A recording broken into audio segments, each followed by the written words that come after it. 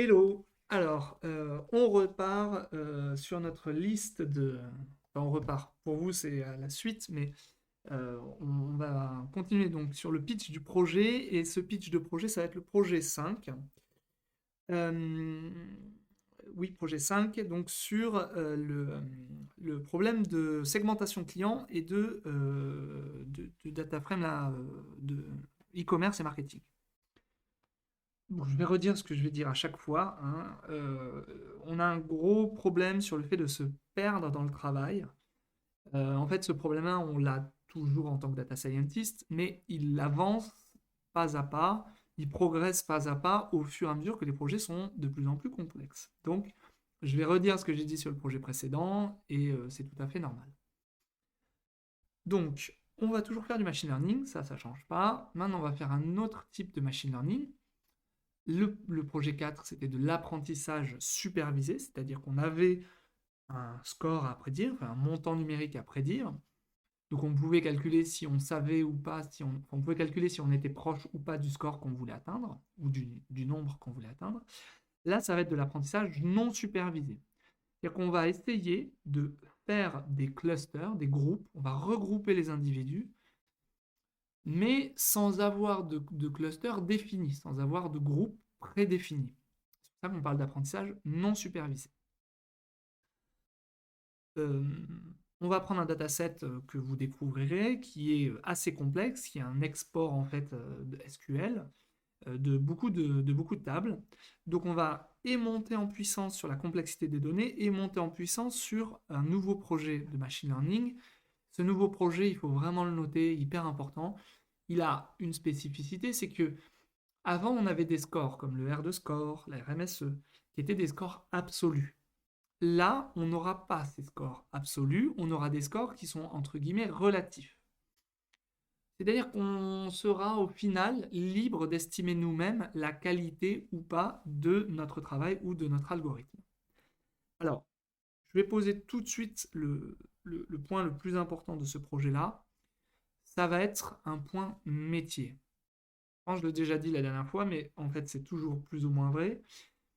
Il faudra constamment garder en vue que ce qui est important, c'est pas les scores, la métrique, bien sûr ça compte, mais c'est surtout la capacité qu'on aura d'expliquer nos clusters.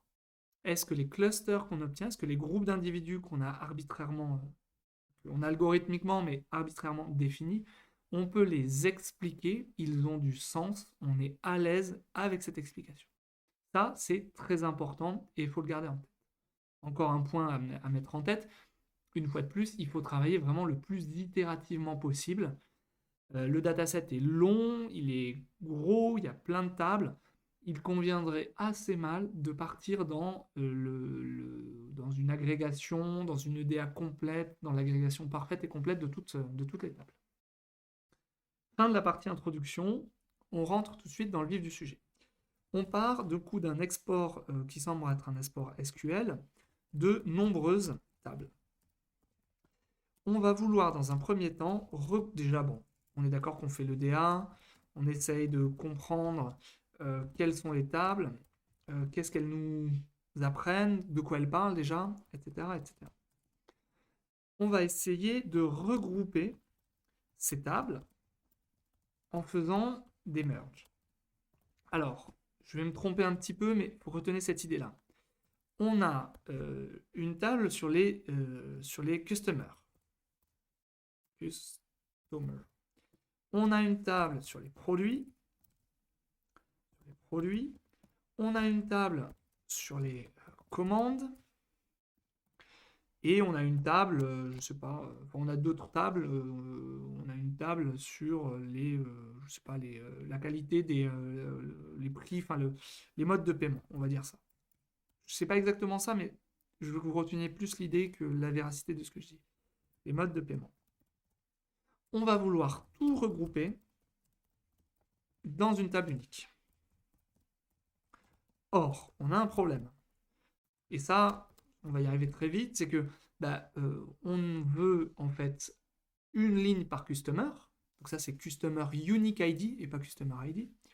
Mais pour ça, s'il y a plusieurs commandes par utilisateur, il va falloir grouper les commandes par utilisateur. Et s'il y a plusieurs produits pour une commande, il faut regrouper plusieurs produits pour chaque commande. Et il va falloir regrouper plusieurs commandes pour un utilisateur. Donc on va utiliser des group by, et notamment avec une méthode .ag qui va nous permettre de définir le niveau d'agrégation. Typiquement, dans ma table finale, je veux l'unique ID, customer, et non pas le customer ID, encore une fois, vous ne faites pas avoir. Je veux, par exemple, le nombre de commandes. Je veux la date de dernier achat. Je veux quoi d'autre? Je veux donc la date de... Je veux le montant global dépensé, par exemple. Je veux date de dernier achat, nombre de commandes. Je veux, par exemple, le nombre de produits, produits moyens par commande. Ou je veux le nombre... qu'est-ce que j'ai dit? Nombre de commandes, date de dernier achat, montant global dépenses et nombre de produits. Ou par exemple, on ne sait rien, hein, le prix moyen des produits achetés. Donc en fait, ça va être le prix moyen des produits achetés par commande, et après, pour un utilisateur. Donc à chaque fois, on va faire group by, et on va petit à petit compresser l'information pour obtenir à la fin ce qu'on veut, c'est-à-dire un tableau avec en X des clients, donc je ne sais pas, le client 1, le client 2, le client 3, le client 5, etc., etc. Et en colonne, les différents features que je vous ai, le nombre de commandes, la date de dernier achat, etc., etc. L'idée, c'est surtout de ne pas prendre trop de features. Alors, vous pouvez rajouter éventuellement le score moyen, ça peut être une bonne indication, mais je vous déconseille fortement, et il est ouvertement déconseillé dans le guide du mentor et dans tous les webinaires que vous trouverez en France et dans le monde, de prendre trop de features. Prenons des features simples, qu'on maîtrise, qu'on contrôle, itérons sur le projet, et on rajoutera des features plus tard quand on sera en maîtrise. Ok. Une fois qu'on a ça, qu'on a regroupé tout ça, on va se faire, parce que finalement on a créé une table ex nihilo, on va se faire notre DA. On va re-regarder ce nouveau data frame qui a été créé, comme si c'était finalement des nouvelles données. Je conseillerais de le faire dans un nouveau notebook d'ailleurs, mais bon, on n'est pas obligé.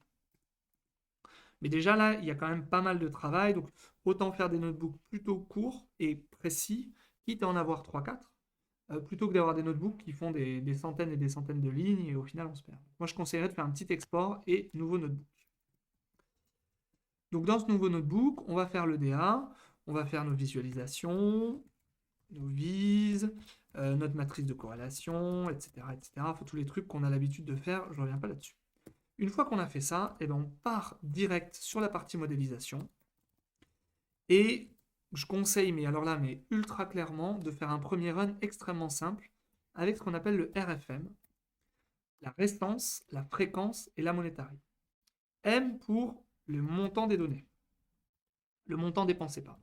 Alors, soit vous prenez que le montant normal, soit vous prenez le montant global, c'est-à-dire la somme des prix plus le weight, c'est-à-dire les frais de port, pardon. Le freight value. La fréquence, ça va être le nombre d'achats effectués. Et on verra qu'il y a un problème là-dessus, et on verra comment on le traite.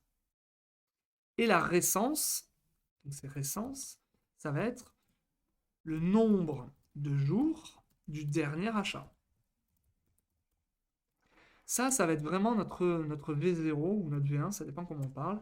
Ça va faire du clustering là-dessus. Alors, j'ai pas parlé de la réduction de dimensionnalité. On va se faire une PCA là-dessus avec la projection des individus.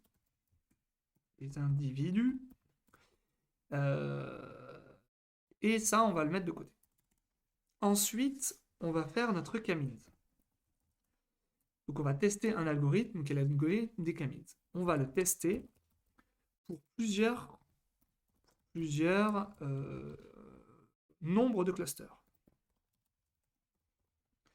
et on va déterminer le nombre de clusters idéal. Alors, le problème de ça, c'est qu'en fonction des données et de la façon dont on les a compilées, il peut nous dire que le nombre c'est 5, 6, 7, 10. On essayera quand même d'aller sur un chiffre entre, bon, alors 2, 3, ça fait vraiment peu, mais allez, on va dire 4, peut-être 5, peut-être 6 clusters, mais pas plus. Pourquoi? Parce qu'après, on aura vraiment des problématiques pour l'interpréter. Et retenez vraiment ça, l'interprétation des clusters et le sens qu'on va donner à nos clusters, c'est quasiment le KPI le plus important. Plus que les scores qu'on va obtenir, on verra les scores qu'on va calculer, mais le sens métier qu'on donne, il va écraser tout le reste d'une certaine façon. Ça sert à rien d'avoir des bons clusters si on n'est pas capable de les expliquer aux gars du marketing. Ça, c'est hyper important. On va faire notre K-means. On va obtenir nos clusters. Après, on va regarder les clusters sur notre projection des individus, notre PCA.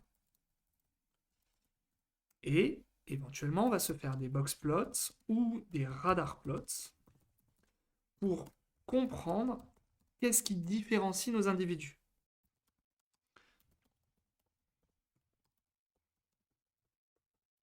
Donc ça, c'est extrêmement important. Tout est en gras d'ailleurs, mais faut vraiment être... on va faire ça. Éventuellement, on pourra regarder ce qui se passe si on fait un cluster en plus. Ou un en moins, je veux dire en plus, ou en moins, par exemple. Éventuellement, on pourra regarder ce qui se passe si, au lieu de faire un K-means, on utilise une CAH, une classification ascendante hiérarchique, ou on utilise un DB-scan, ou on utilise un algorithme de spectral clustering. Donc on va tester éventuellement différents algorithmes, mais en ne perdant pas de vue que ce qu'on veut, c'est des clusters que l'on peut interpréter. Ok. Et bien ça, on va dire que c'est notre run 1.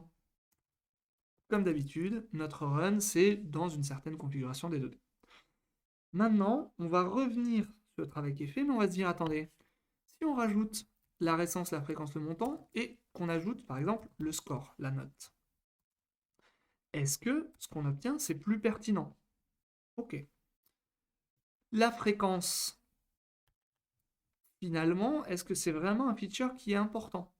On verra qu'on a différentes façons de traiter cette histoire de fréquence. On regardera éventuellement aussi l'impact qu'on a si on a utilisé un standard scaler ou un robuste scaler ou si on a utilisé un quantile transformer. Quel impact ça va avoir sur nos clusters et sur la capacité de les expliquer. Éventuellement, on pourra avoir envie également de dire est-ce que le nombre de produits moyens par commande, c'est quelque chose de significatif? Donc on va tester là.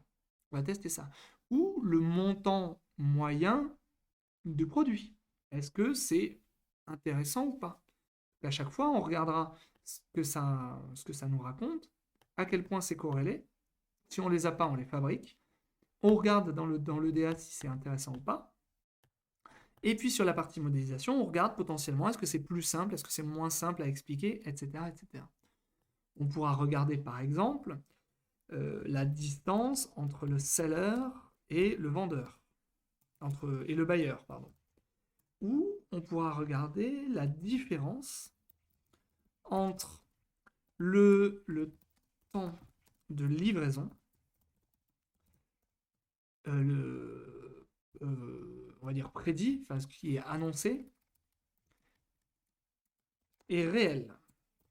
Ce qui serait une indication du montant de retard de la commande. Pourquoi? On peut se dire, bah, il y a des scores 4, 5, 6 étoiles, mais si je reçois mon colis un mois après, avec un mois de retard, moi forcément je vais mal noter. Donc je peux être pas content pour des raisons X ou Y, parce que le produit est pas bon, parce que je sais pas, je me suis trompé d'achat, etc. Ou je peux être pas content parce que c'est arrivé très en retard. Et on va retravailler un petit peu sur ces features, puis EDA matrice de corrélation, et puis finalement ce travail-là, il va relativement peu évoluer, hein. Encore une fois, la logique, c'est de travailler intelligemment, rapidement et pas se perdre sur les premières itérations avec les features simples, qu'on va appeler en fait euh, le, le RFM. Éventuellement, je mets le score en plus, mais on verra. Bien travailler sur cette partie modélisation. Et une fois qu'on a un truc qui est carré, qui est propre au niveau de la modélisation, donc là, ça sera un nouveau notebook, hein, bien sûr.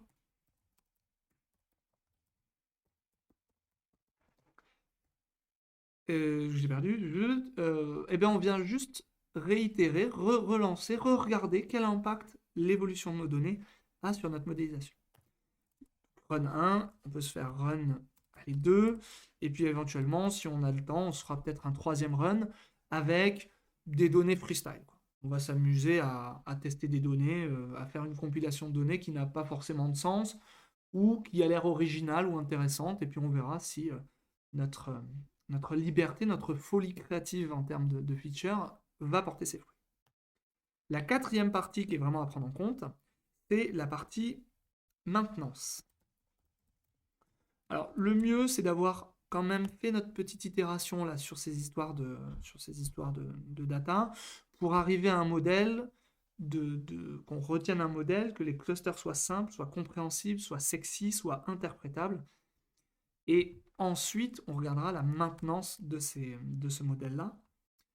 Et je ne vais pas raconter en détail comment on va faire la maintenance, mais en gros, ça va consister à couper le dataset, on va prendre les données de base.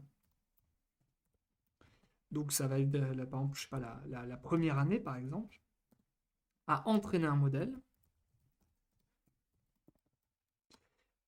Et ensuite, à ajouter un mois à notre donnée. Donc il faudra trier éventuellement les données par date de dernier achat. Donc à ajouter un mois en plus, à entraîner un algorithme spécifique, à lui faire une prédiction, à regarder ses clusters, puis à prendre notre ancien modèle, celui qui n'a pas encore vu les données, à lui faire la prédiction sur ces mêmes données et à comparer les différences entre les clusters. Donc en fait, je ne vais pas l'écrire ici parce que ça va être trop technique à écrire et je vais m'embrouiller et ça ne va pas vous aider. Mais on regardera en fait, je prends un ancien modèle et puis tous les mois, j'ajoute des données, j'entraîne un nouveau modèle et je regarde quelle est la différence entre les prédictions de mon modèle qui est à jour, que je viendrai entraîner avec toutes les données, et mon vieux modèle qui lui n'a pas vu les données. Tous les deux, on leur fait faire un predict, on obtient des clusters et on regarde les différences entre clusters pour savoir à partir de quel moment, à partir de combien de mois, les données commencent à être trop éloignées de ce que... enfin, les clusters commencent à être trop différents les uns des autres. Voilà, bon, c'est la V1 de mon pitch, ça fait déjà beaucoup. On prend les mêmes bases que celles qu'on a construites à chaque fois. On évite de tomber dans les pièges que l'on connaît parfaitement. Et en suivant cette méthode, en étant rigoureux, en avançant et en étant un peu itératif dans notre approche, on devrait arriver à passer le projet à la fois en termes de qualité, en termes de délai, et puis en termes de confort, c'est-à-dire toujours, si on peut faire quelque chose d'agréable et qu'on est épanoui, c'est quand même pas plus mal. Voilà pour cette vidéo.